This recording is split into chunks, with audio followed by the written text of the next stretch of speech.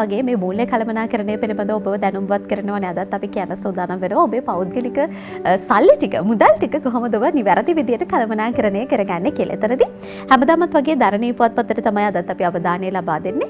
හැමදාම කියන ටික අදත් කියන්න බැරි නිසා ඔබ ඔබේ වියදම් කොයි වගේද ආදායම් කොයි වගේද කියලා නිවැරදි විදියට නෝට් එකක් දාගෙන මම හැමදාම කියන ක්‍රමවේදය අනුගමනය කරන්න කියන මතක් කිරීමත් එක්ක තමයි සූදානම් වෙන්නේ.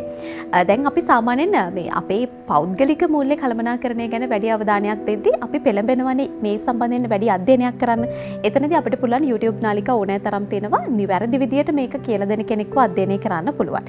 ඒ වගේම පොත්පත් ඕන තරම් තියෙනවා කොහොමද මේ අපේ සල්ලි ටික කළමනාකරණය කරගන්නේ සාමාන්‍ය වචනෙන්ම කිව්වොත් එහෙම කොහොමද අපි මේ සල්ලි ටික බැලන්ස් කරගන්නේ කියන එක ගැන ඔබට අවබෝධයක් ගන්නට පුළුවන් කමක් තියෙනවා.